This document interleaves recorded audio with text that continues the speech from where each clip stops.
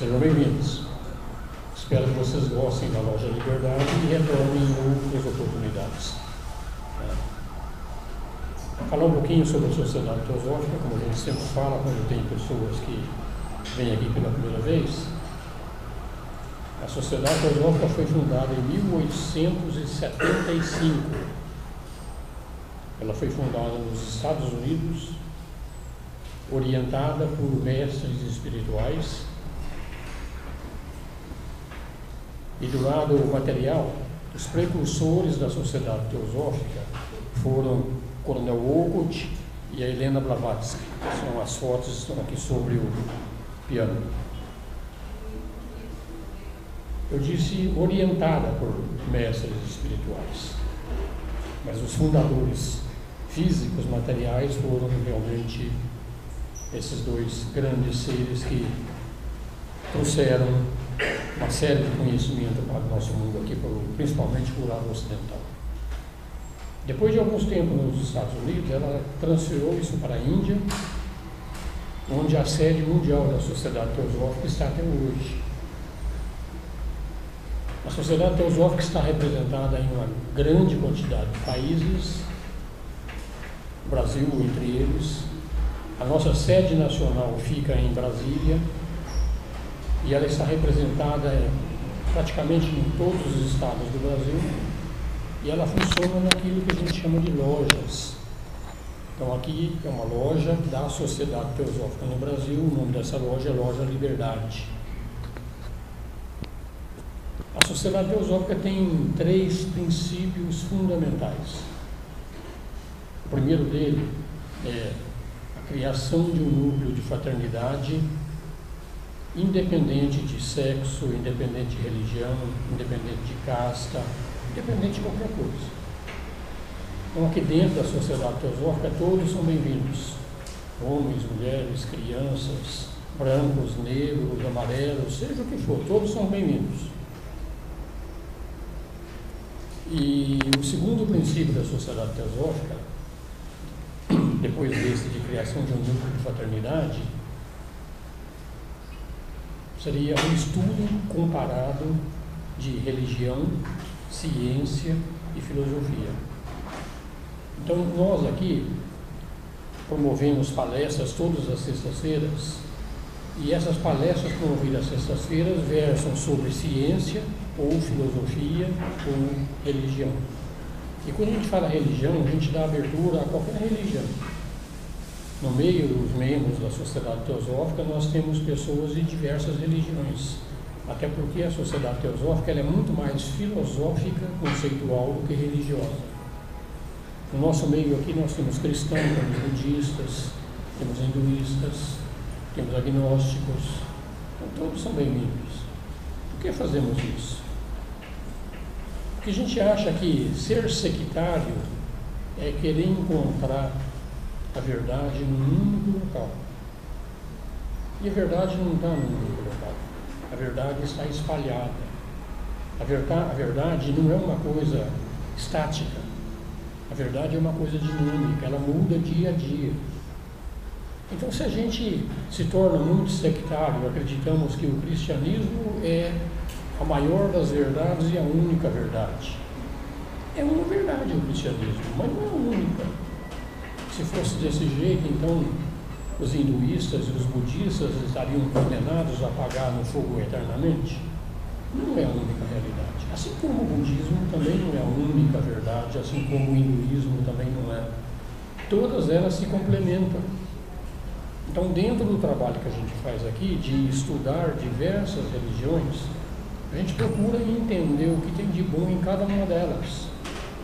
E à medida que a gente vai entendendo o que tem de bom em cada uma delas, dando oportunidade a pessoas que venham aqui nos dar palestras, a gente vai aprendendo, vamos dizer, aquilo que é o melhor de cada uma dessas religiões. E nós vamos compondo a nossa própria religião, que é uma procura, compor a nossa própria verdade. Dizer que a verdade para mim, ou a verdade para qualquer um de vocês é a mesma, é ser um pouco humilde, né?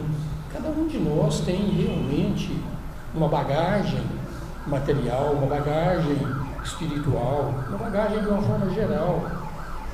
Então a gente tem que entender as diferenças das pessoas, a diferença evolutiva de todos os seres, onde cada um está em um determinado estágio. Então por isso que nós fazemos esse lado do estudo de religião, filosofia e ciência. Aí nós temos um terceiro princípio fundamental, que é o estudo daquilo que é incompreensível. É o estudo daquilo que a gente chama de milagres, o estudo das leis não entendidas da natureza. Porque milagre é milagre porque nós não compreendemos. Se o Cristo veio aqui e fez alguns milagres, é porque ele conhecia um pouco mais das leis universais do que nós. Nós ainda não compreendemos como o Cristo compreendeu, como o Buda compreendeu, como o Krishna compreendeu. Estamos tentando entender tudo isso. Então esse estudo latente seria realmente o nosso terceiro princípio. Aí quando a gente fala em estudo latente, nós não falamos em desenvolvimento psíquico. O que nós fazemos com o estudo latente é o desenvolvimento do ser humano.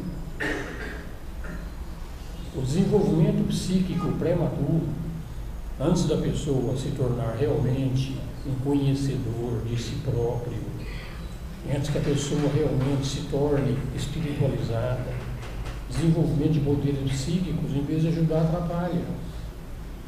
A gente começa a meter os pés pelas mãos. Então, antes da gente desenvolver poderes psíquicos, olhem para dentro de nós e vamos ver se a gente tem realmente condições e é o momento de aprender isso aí. Quanto mais poderes a gente tem, mais a gente fica preso ao mundo, mais responsabilidade a gente assume. Então a gente não objetiva fazer nenhum realmente desenvolvimento de poderes psíquicos. Nós resolvemos fazer a evolução do ser humano. Então esse é o terceiro princípio da sociedade teosófica. Como nós trabalhamos nisso aqui? Palestras abertas aqui às sextas-feiras, como hoje, por exemplo, onde a palestrante acabou de chegar, a Rosemary Carri.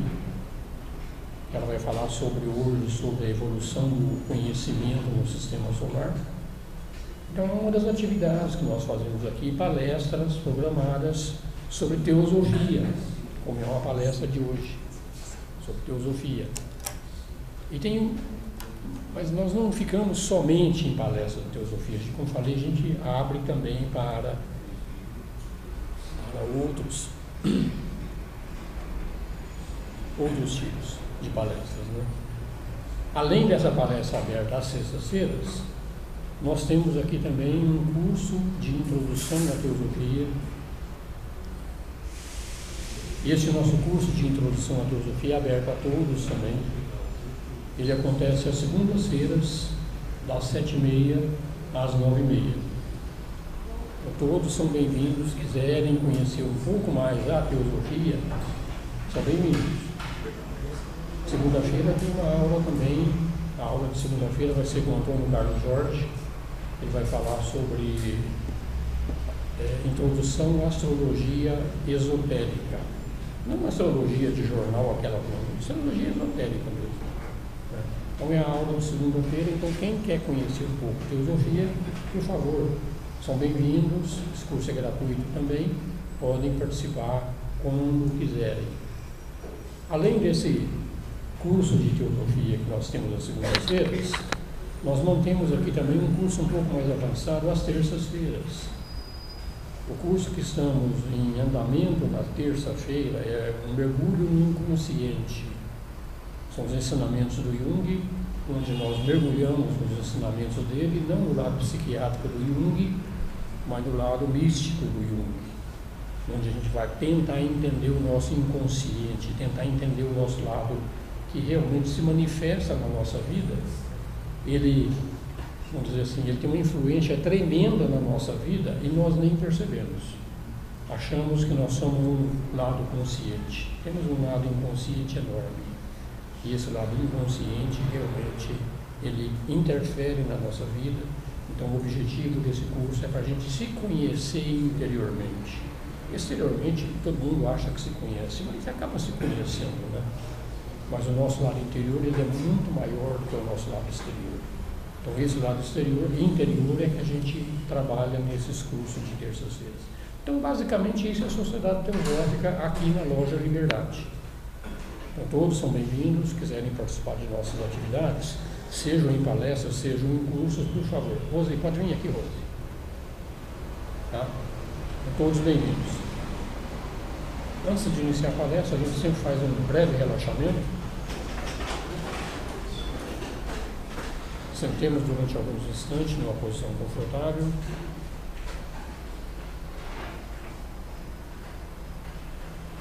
Porque todos nós sempre temos uma semana atribulada. A gente costuma ter as emoções mexendo conosco. Os pensamentos nossos, às vezes, estão a 1000 por hora. E nada disso combina com o que vamos falar aqui, que são coisas abstratas. Para uma boa percepção, alguns instantes de paz.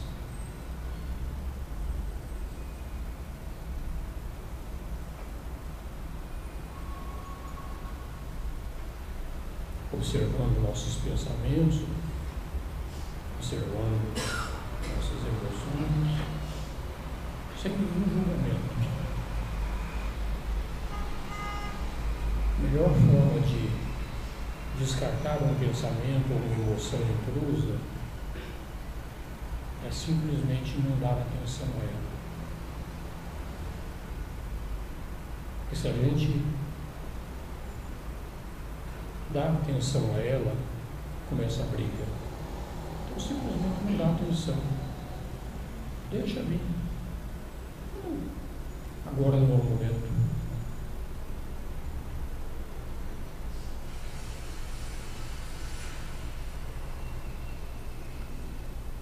Ó vida oculta, que vibras em cada átomo. Ó luz oculta, que brilhas em cada criatura. O amor oculto, que tudo abranges na unidade. Possa todo aquele que se sente muito contigo saber que ele é por isso mesmo com todos os outros. Paz. Volta uma atenção para a sala. Rose, por favor. Como eu disse, a palestra de hoje, a evolução do conhecimento no sistema solar, na Rosemary Bahia.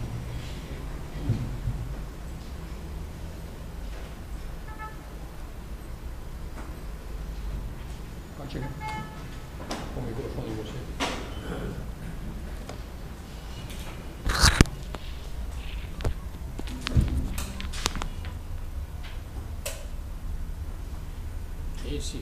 Esse arquivo de sistema extrasolares? É esse arquivo aqui?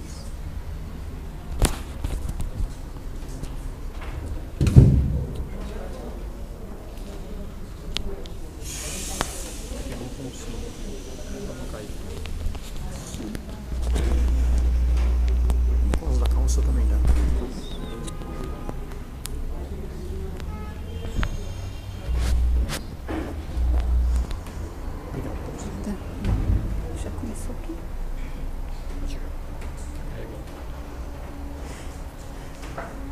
Bem, boa noite a todos. Por força maior, eu não pude comparecer no horário combinado, né? Mas nós vamos falar sobre o assunto, sobre a evolução do sistema solar, né? A evolução do conhecimento do sistema solar. Achei interessante esse tema porque todos nós assim temos alguma coisa de muito especial em relação ao cosmos. nós temos assim alguma coisa muito bem relacionada em relação aos nossos corpos, às nossas consciências. Então, o homem descobriu o fogo, descobriu uma série de coisas, né, que utiliza assim com uma certa reverência, né, vamos dizer assim, porque a vida nos é cara. Então, o homem sabe que hoje, se ele não valorizar a terra, não valorizar todas as coisas que nela contém, a sua vida e a de todos os seus irmãos do planeta corre risco, né?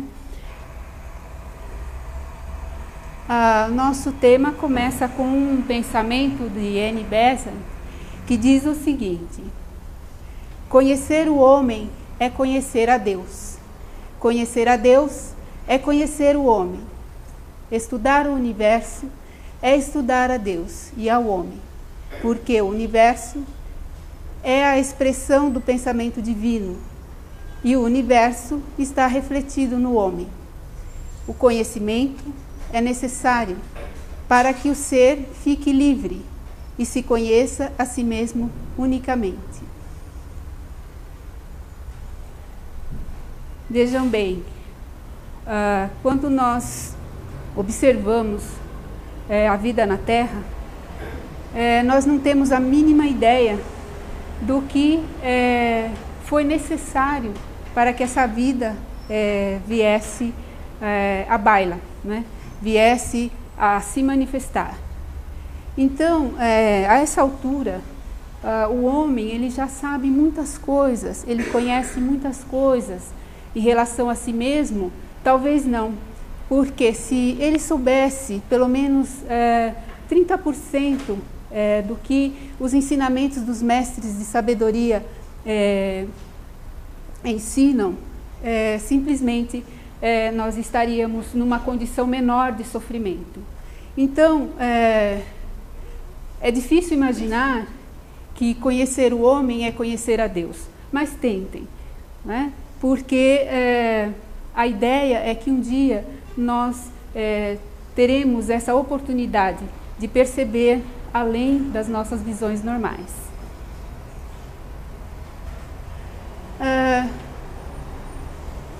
Nós estivemos nas escolas e aprendemos um pouco sobre o sistema solar. E aqui nós vamos falar um pouquinho sobre ele, porque às vezes a gente acaba esquecendo de uma série de coisas, né? Que quando estivemos na escola, talvez não tivemos oportunidade de continuar, né, a prestar atenção nesses assuntos, o que é difícil, porque a mídia, né, tem assim uma série de informações a passar, então revistas especializadas, e hoje em dia o conhecimento que se tem do sistema solar é muito maior do que há, vamos dizer assim, 100 anos atrás, quando Helena Blavatsky estava na Terra, né? Então, a ideia aqui da nossa palestra é fazer uma comparação, né, com os ensinamentos teosóficos. O sistema solar é formado pelo Sol, planetas e seus satélites, como a Terra e a Lua. Outros corpos menores, como cometas e asteroides, além do meio interplanetário. Então, o que são esses astros? Quais são seus tamanhos? Como se movimentam? Do que são formados? Qual a sua origem?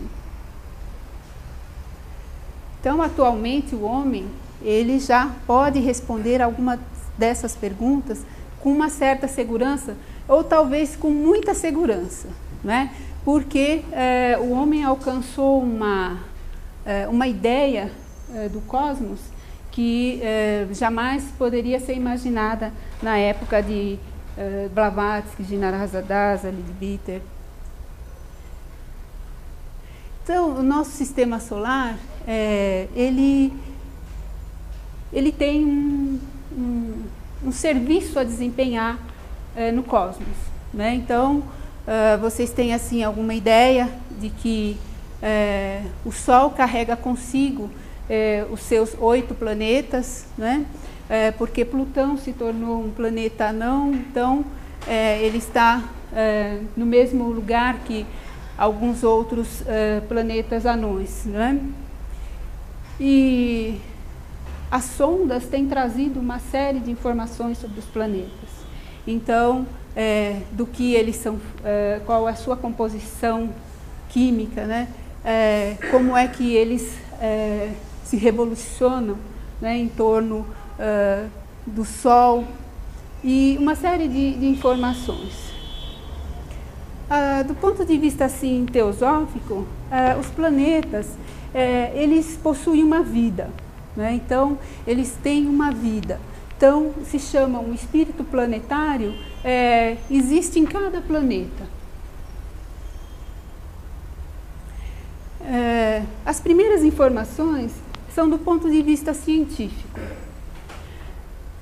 Todo o sistema solar, em conjunto com as estrelas visíveis, orbitam em volta do centro da nossa galáxia, um disco em espiral com aproximadamente 200 bilhões de estrelas, a qual chamamos Via Láctea.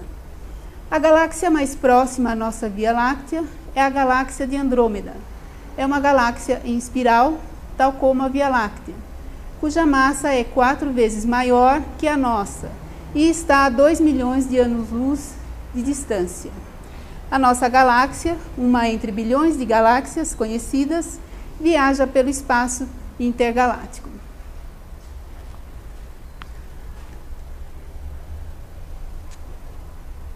Vocês já chegaram a ver uma galáxia na televisão ou no cinema? Todos conhecem uma galáxia? Sabem a diferença de uma nebulosa?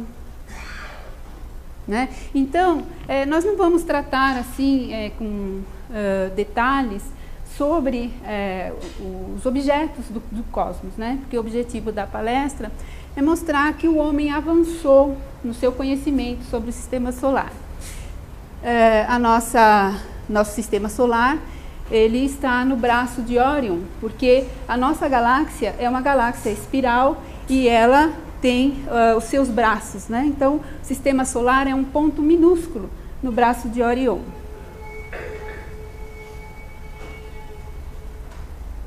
Aqui, então, nós temos a imagem de uma galáxia de Andrômeda.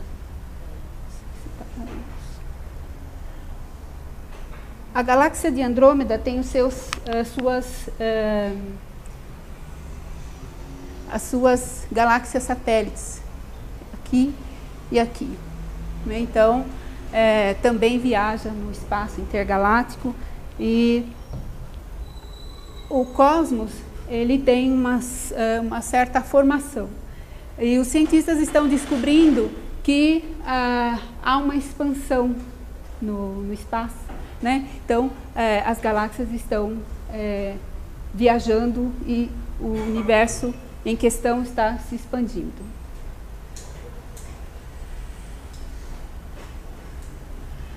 Então, a galáxia é um grande conjunto de bilhões de estrelas, todas interagindo gravitacionalmente e orbitando em redor de um centro comum. Todas as estrelas visíveis a olho nu da superfície terrestre pertencem à nossa galáxia, a Via Láctea. O Sol é apenas uma estrela dessa galáxia. Não sei se vocês já tiveram oportunidade de ver vídeos sobre a formação das estrelas, vídeos sobre a forma como esses objetos estão em rotação, né, um em torno dos outros, e a formação das galáxias. Naturalmente, o homem ele não tem ainda uma visão absoluta do que aconteceu para que todos esses objetos viessem a se manifestar. Uma coisa é certa, uma galáxia contém bilhões de estrelas, e essas estrelas têm uma tendência de abrigar também planetas. E mais do que a nossa imaginação sobre as estrelas, olha, nasci sobre a égide daquela ou a outra estrela, mais do que isso, nós temos a nossa formação na Terra dependente das estrelas. Então, quando as estrelas explodem, né, elas ejetam o seu material, e esse material também tem a formação dos corpos, das coisas orgânicas e inorgânicas, né? Além de estrelas e planetas, as galáxias contêm cúmulos ou aglomerados estelares, hidrogênio atômico, hidrogênio molecular, moléculas compostas de hidrogênio, nitrogênio, carbono e silício, entre outros elementos, além de raios cósmicos. Então, se nós pudermos assim imaginar, nós temos assim uma ideia, porque nós estudamos em química sobre a tabela periódica, e nós vamos ver que todos os elementos, na sua grande maioria, estão presentes, né, de uma maneira assim difusa, né, ou então de uma maneira integrada nas estrelas, nos planetas, nas galáxias.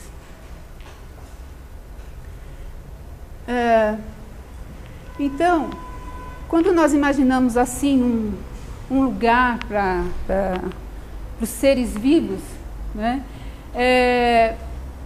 nós podemos imaginar naturalmente uma galáxia, é onde nós estamos, um ponto minúsculo. Esta é uma NGC, algum número, mas não tem os braços assim enormes, né, como a nossa. Então, em algum ponto minúsculo da galáxia estamos nós. Então, quando a vida se manifesta, ela precisa de um espaço, de algum lugar para se manifestar. Então, as ondas de vida, elas vão receber um lugar onde elas possam se desenvolver do ponto de vista físico e também adquirir uma consciência. Os tipos das galáxias são basicamente 4. A espiral, que é a nossa Via Láctea, tem esse aspecto.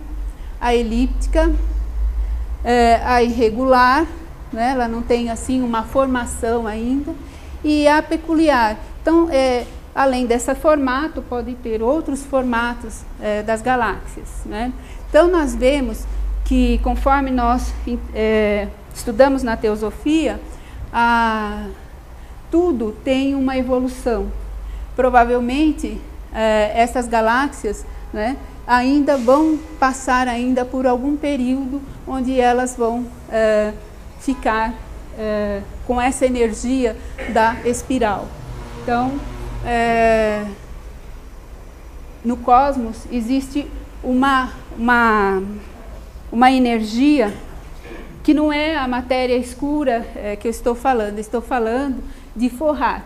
Fohat é a energia que integra os átomos, é a energia que faz com que todas as estruturas tenham condições de se estabelecer em alguma condição, em algum espaço, né? Então, aqui nós vemos as galáxias, e embora diferentes na sua forma, na sua evolução, as galáxias contêm Fohat. Inclusive, na nossa Terra, a Fohat é entendido como eletricidade.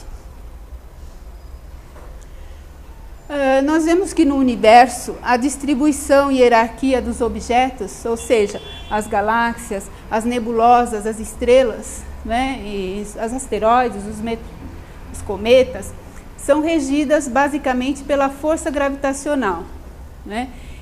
A força gravitacional mantém a força... desculpe, aqui tem uma coisa a mais. A força gravitacional mantém dois corpos unidos, por exemplo, a Terra e a Lua.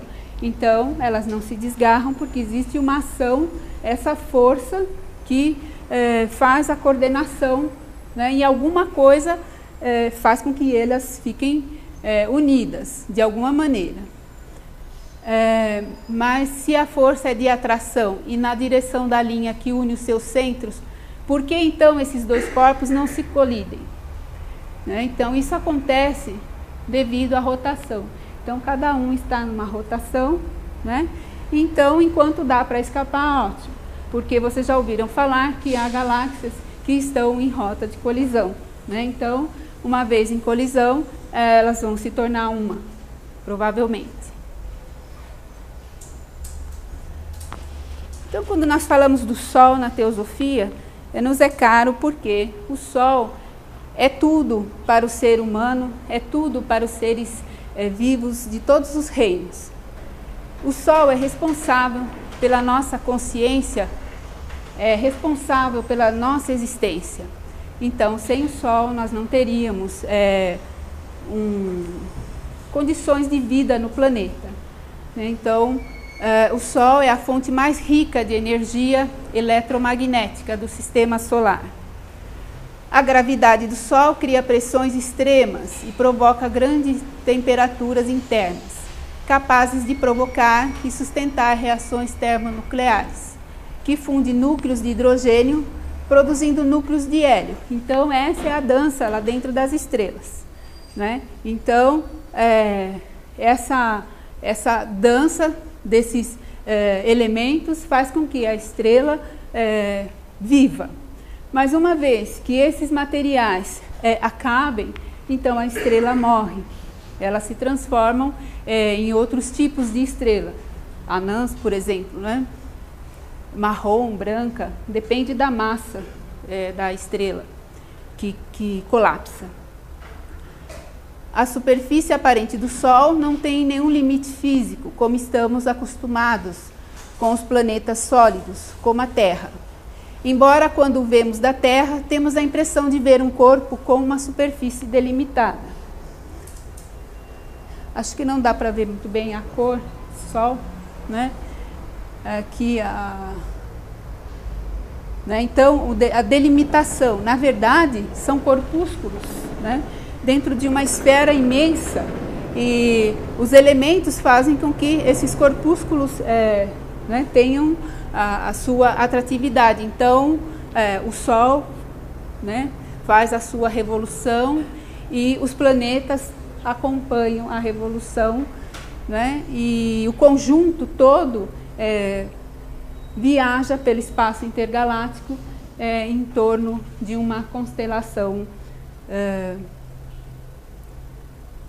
do nosso sistema. Quase todo o sistema solar, em volume, parece ser um vazio completo.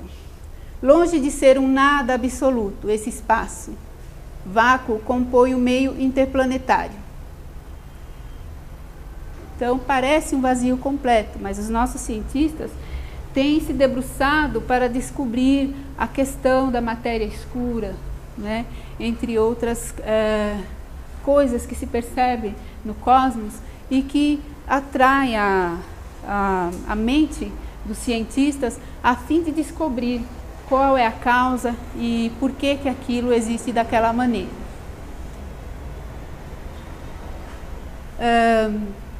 Inclui diversas formas de energia e pelo menos 2 componentes materiais, poeira interplanetária e gás interplanetário. Então toda a base da estrutura do cosmos tem a dependência desses materiais.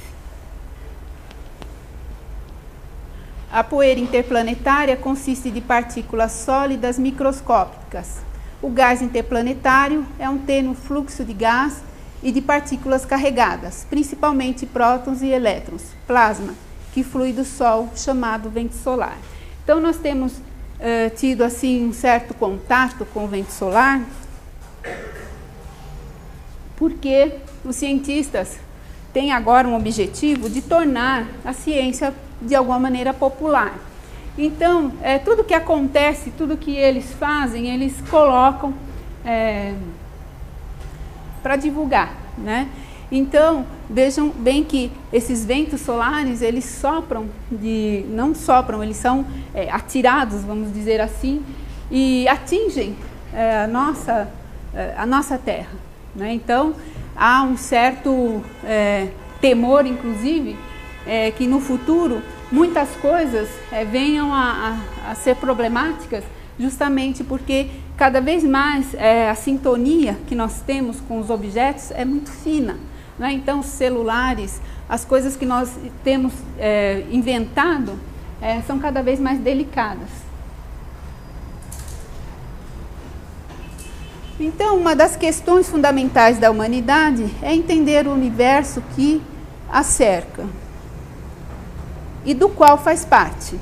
Então, eu acho que todos vocês, de alguma maneira, em algum momento da vida de vocês, pensou nisso, né? Pensou, olhando as estrelas, olhando o sol, vendo uma paisagem bonita, né? Querer entender o universo. Mas o que o universo, como nós conhecemos, tem a ver com o nosso mundo pessoal, com o nosso corpo? É muito bonito de dizer, porque do ponto de vista oculto, o homem é o microcosmos. Então, o macrocosmo, como está apontado, como nós o vemos, é difícil de você integrar uma ideia com a outra. Como um ser como nós, podemos ser um microcosmo. Vamos dizer assim, uma projeção do macrocosmo.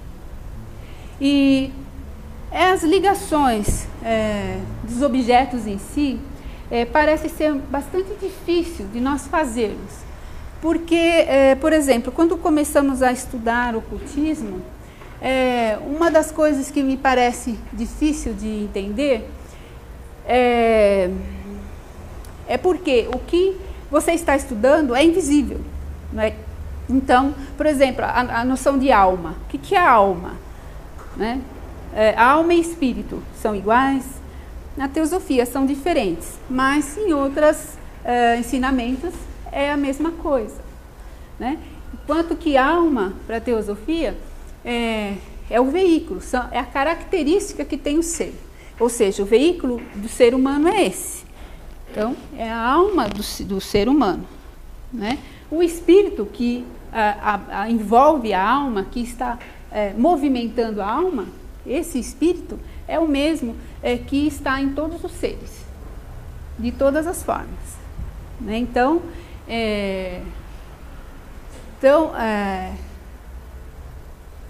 um exemplo é que os cientistas russos, estudando o mundo invisível, numa das faculdades da Rússia, não me lembro qual, eles fotografaram parte de um braço, né, em que eles verificaram que parecia o céu estrelado, né? Então, o que seria essa pesquisa? Dá para entender, assim, que se você olhar para o céu da maneira como está, você não vai, assim, ter a noção do que é realmente, né? Mas os cientistas têm trazido muitas imagens e a gente faz uma ideia. Por exemplo, essa imagem que os russos obtiveram é a mesma, por exemplo, se você olhar um aglomerado globular, olhar uma parte da galáxia, onde as estrelas estão um pouco separadas, é a mesma. Então, é por isso que a gente pode ir atrás da ideia de que o homem, sendo um microcosmos, o macrocosmo, então, está projetado em nós. O sistema solar, até há poucos séculos, constituía todo o universo conhecido. Então, só se sabia do nosso sistema, porque também, desde a época de Ptolomeu, né, algumas mentes se preocuparam com esse aspecto da natureza. Então, Galileu, Newton, Kepler, né, entre outros, se preocuparam com isso. Então, as bases foram lançadas. E hoje, num tempo curtíssimo, os cientistas, então, conseguiram trazer uma série de informações que naquela época não existiam, nem na época de Blavatsky. E é relativamente recente a noção de que as estrelas que vemos no céu são astros similares ao Sol. Vejam bem vocês, para nós isso agora é comum, né? Mas é bem recente.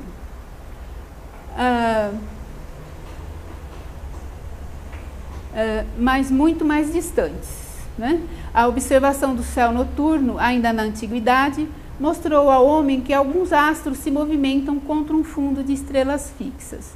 Então, hoje em dia, os cientistas têm uma série de materiais, de equipamentos que eles podem observar o espaço.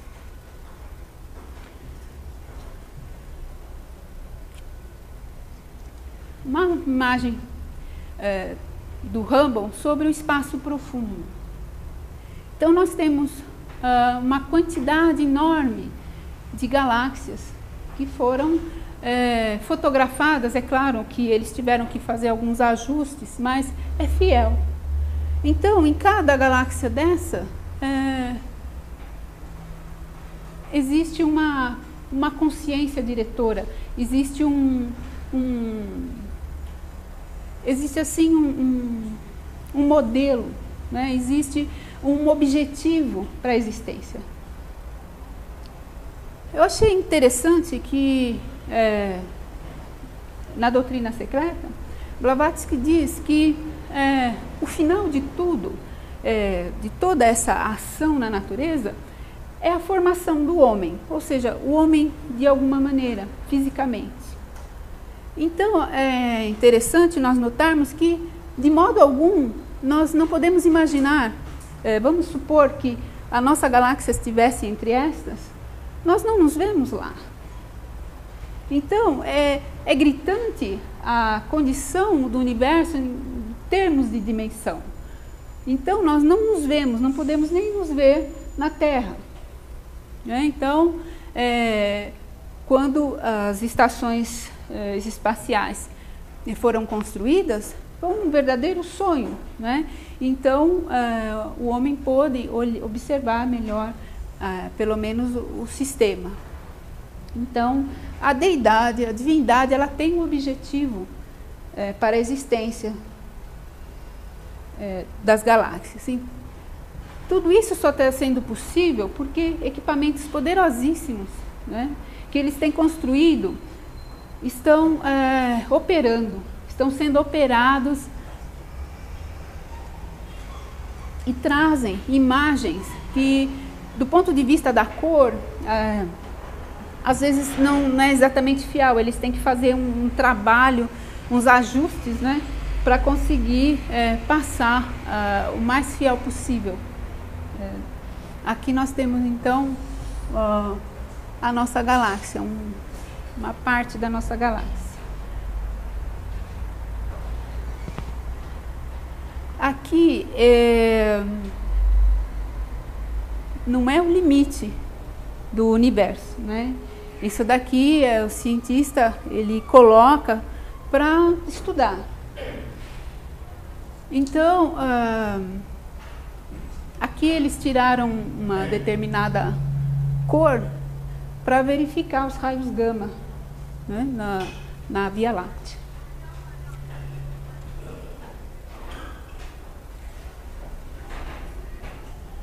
Então, nós não podemos fazer ideia do que vem a ser o nosso universo. O nosso universo, do ponto de vista do cosmos, quilômetros de diâmetro, né? De um lado ao outro, as galáxias, a formação das nebulosas, a formação das estrelas. Então, a gente realmente fica perplexo com a natureza do cosmos. Então, eu acho que a televisão tem falado muito mais do que eu pude colocar nessa apresentação, porque vocês têm tido contato com essas informações sobre o sistema solar. Mas uma coisa que nós temos visto é que o homem ele ainda não tem certeza de muitas coisas. Então ele está estudando, ele está procurando saber. E uma das coisas interessantes é que Blavatsky disse que existem universos né? E desde que há uns 20, 30 anos, alguns planetas fora do sistema solar têm sido encontrados. Então esse é o must do conhecimento em relação ao sistema solar, né? Porque nós estamos então entrando numa era onde alguns dizem que há necessidade de povoar, por exemplo, os planetas próximos do nosso sistema, né? Sistema solar. Nós podemos, por exemplo, montar coisas na Lua, né? Além das estações espaciais. Então, não resolvemos nossa situação no planeta Terra e a ideia de, por exemplo, poder sair daqui e sobreviver, por exemplo, a algum cataclismo. Então, são ideias. Por enquanto, nós sabemos que os planetas extrasolares, eles estão sendo pontuados, estão sendo localizados, mas não vistos. Mas quem sabe, em pouco tempo, isso possa ser possível. Então, nos últimos anos, os astrônomos estão encontrando evidências que muitas dessas estrelas, como ocorre com o Sol, também possuem seus próprios sistemas de planetas, conhecidos como planetas extrasolares, tal como alguns dos planetas descobertos pelo telescópio Kepler. Kepler é o mais recente, mas também o Hubble teve algumas missões nesse sentido.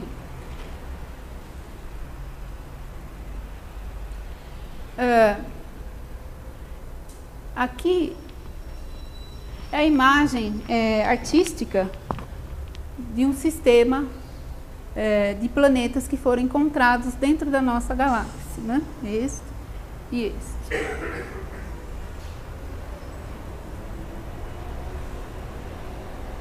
Um outro exoplaneta, o Kepler 421b. Né?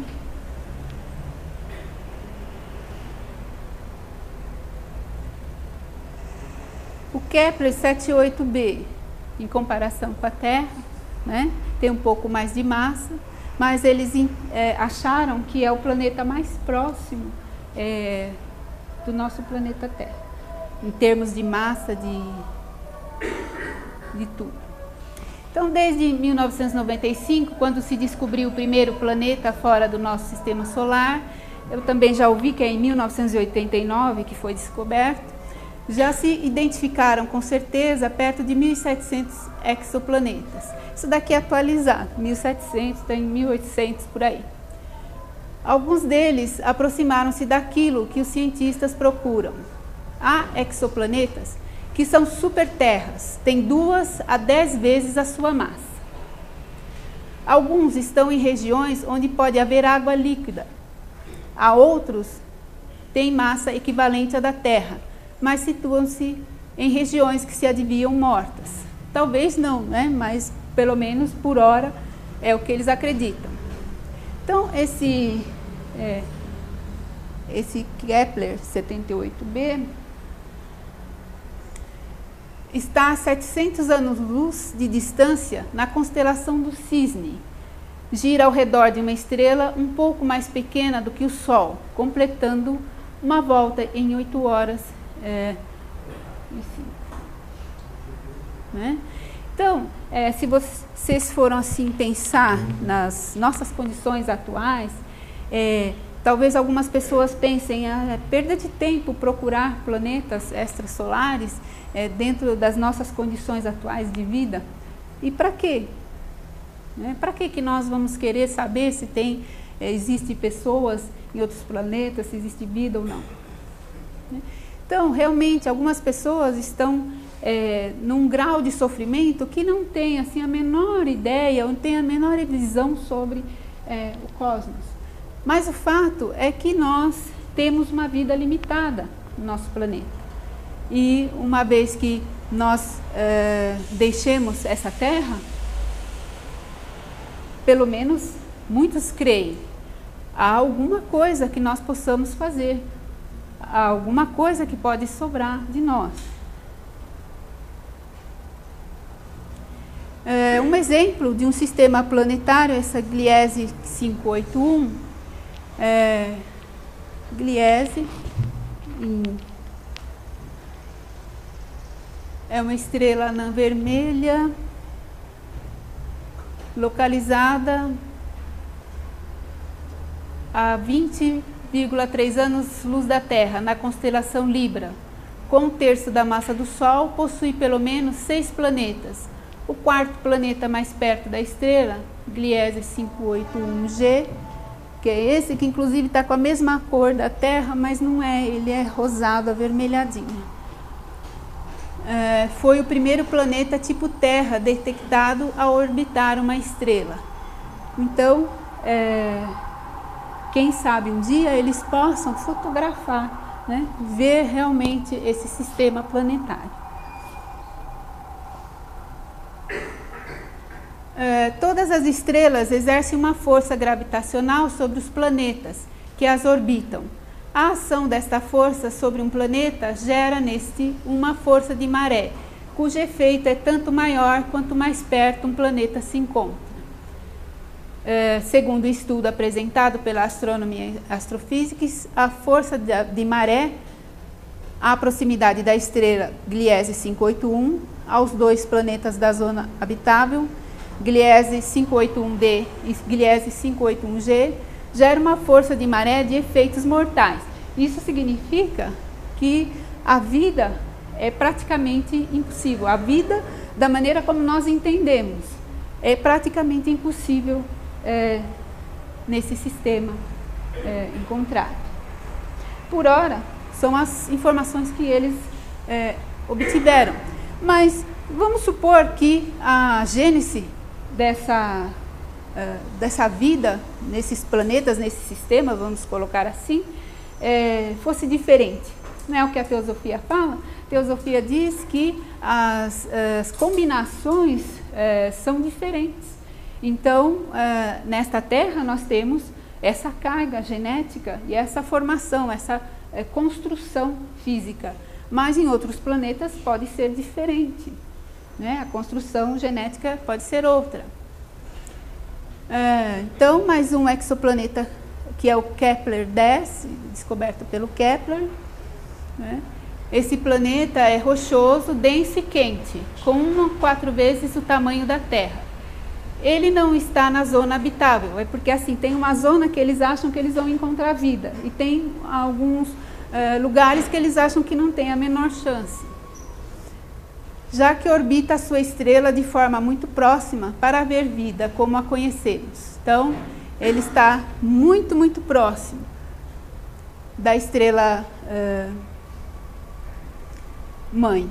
É tão quente, mais de 1380 graus Celsius na superfície, que o ferro do planeta ferve e gera uma cauda de ferro e silica, parecida com a de um cometa. Ele está 20 vezes mais perto da estrela do que Mercúrio do nosso Sol, e um ano no Kepler 10b dura 0,84 dias do nosso. Sua densidade deve ser de cerca de 8,8 graus por centímetros cúbicos, semelhante à do ferro. Grama. E mais um sistema descoberto pelo Kepler, o 11b. Vejam bem, a concepção artística é muito bonita. E veio alguns planetas atravessando a estrela.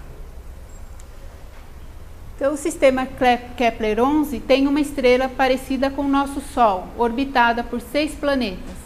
Às vezes, 2 ou mais planetas passam na frente da estrela juntos, como na concepção artística, de um trânsito de 3 planetas. E esse evento foi observado pela sonda Kepler em 26 de agosto de 2010. Kepler 11 está a 2.000 anos-luz de distância da Terra. Não é incrível?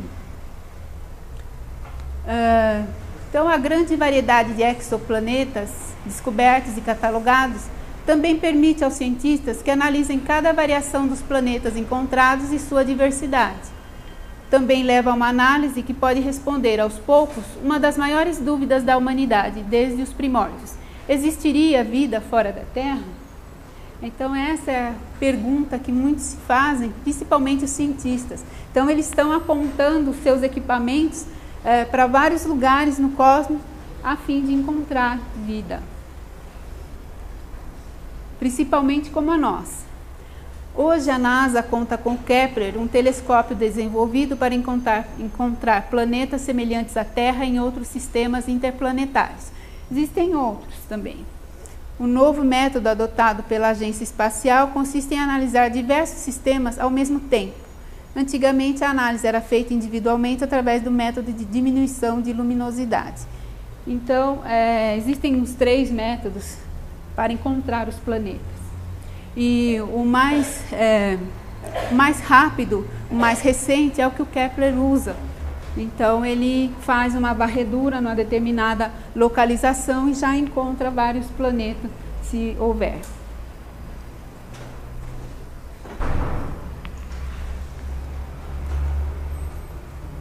Então, para os astronautas, deve ser um grande deleite observar os objetos que podem ser vistos no cosmos.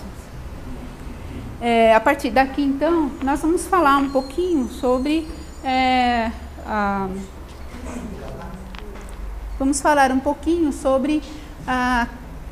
a parte da teosofia.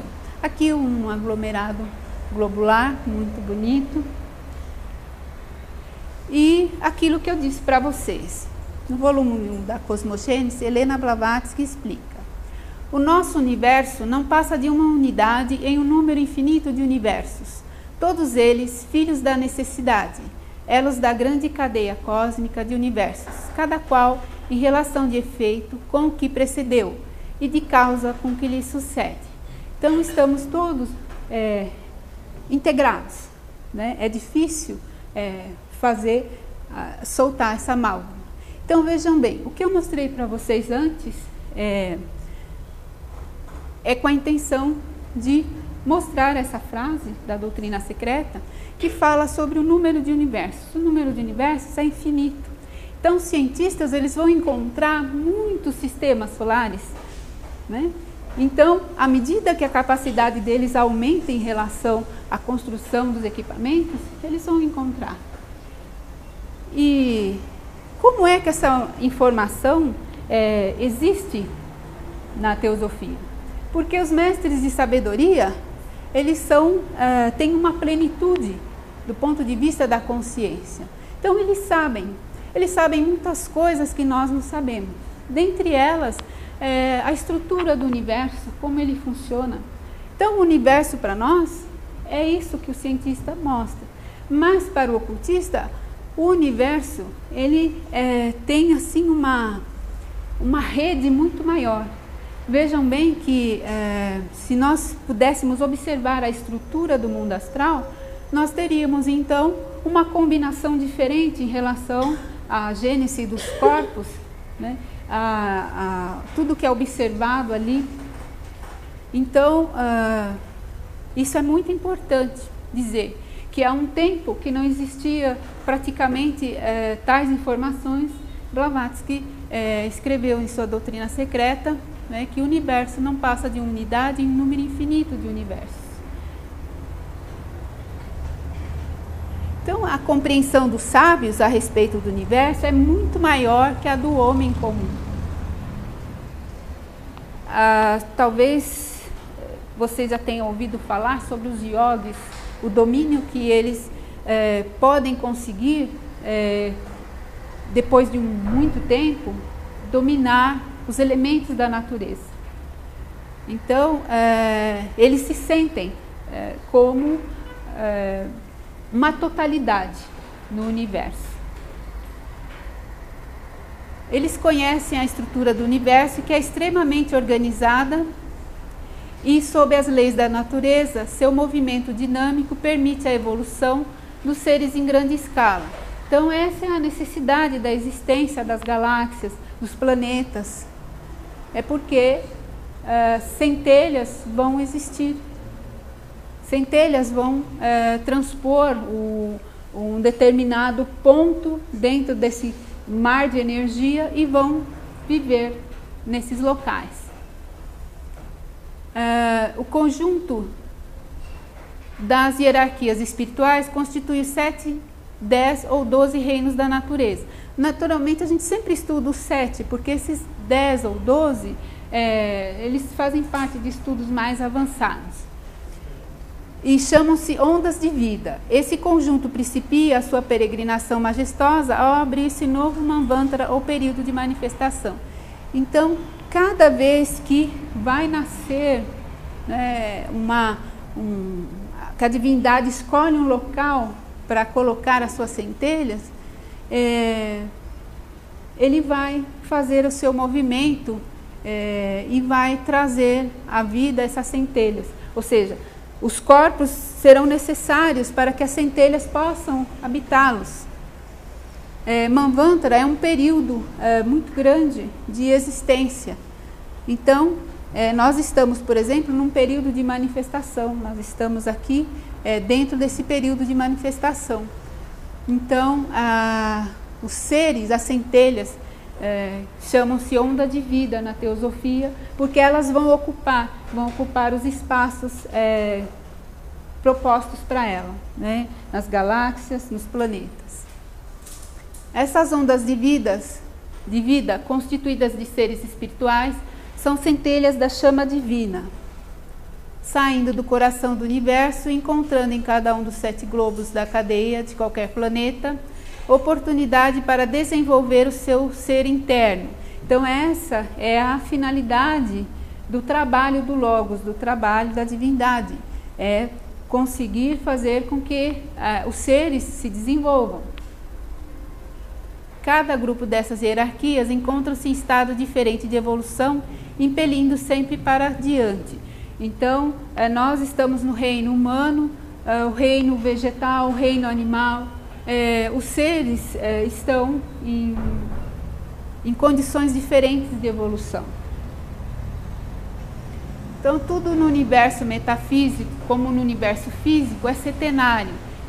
É difícil de perceber essa condição, mas a estrutura, muitas coisas para vir à existência tem esse aspecto, que é setenário.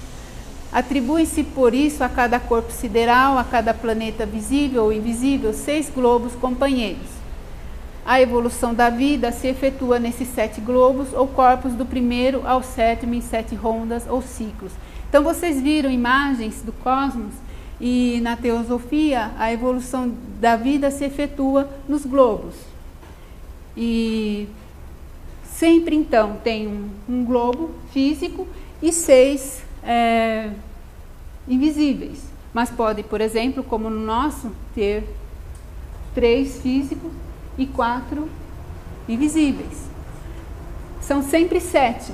Então, esses 7 é que vão fazer o trabalho do Logos de evoluir. Mesmo que ele esteja num grande conjunto, como é que nós podemos assim imaginar.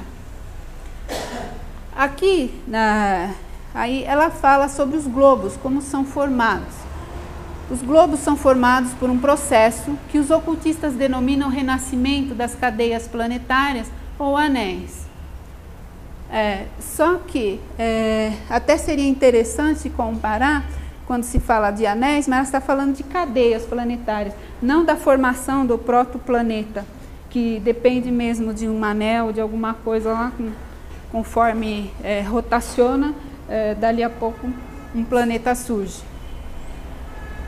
Quando a 7ª e última ronda de um dos anéis se inicia, o globo superior, ou primeiro, e como ele todos os demais sucessivamente, até o último, em vez de entrar num período mais ou menos longo de repouso ou de obscurecimento, como nas rondas precedentes, começa a desgastar-se. A dissolução planetária, Pararaya, aproxima-se, a sua hora soou, deve transferir sua vida e energia a outro planeta. Recentemente descobriram um planeta que está desgastado, né?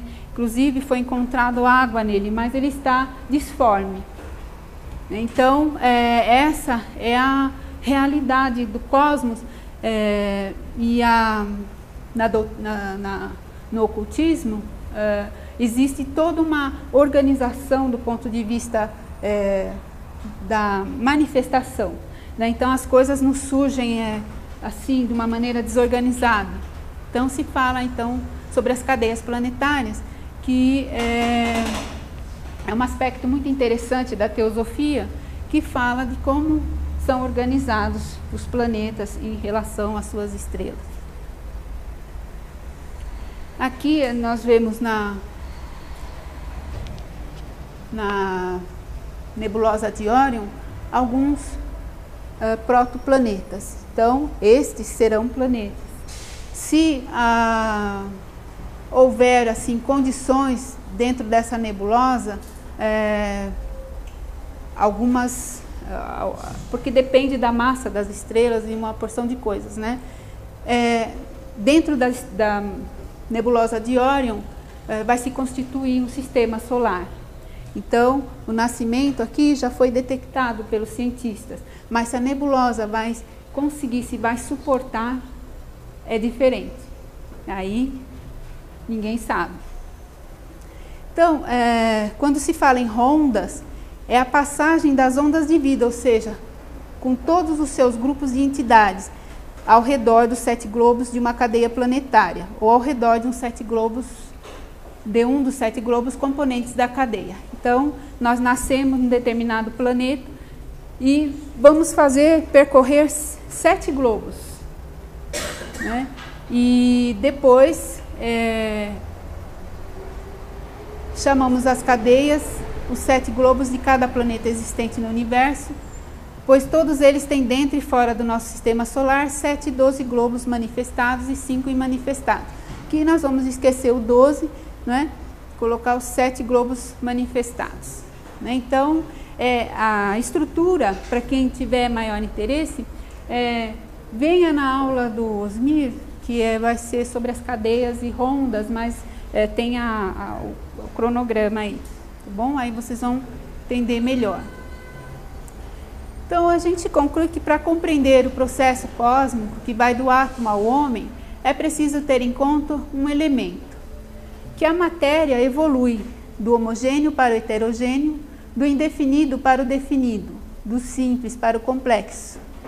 A vida não evolui do mesmo modo. A evolução da matéria é um contínuo arranjo.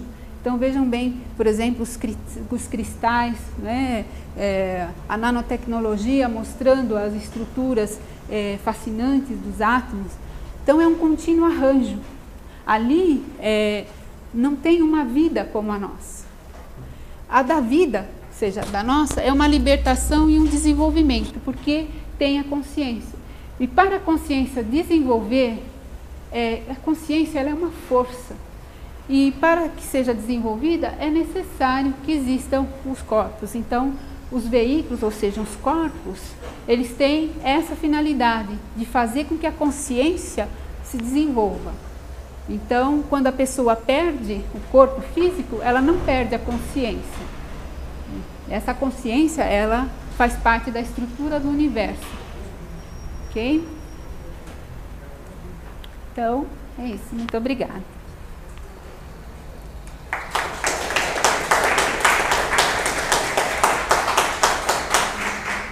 Alguma pergunta? Alguma colocação?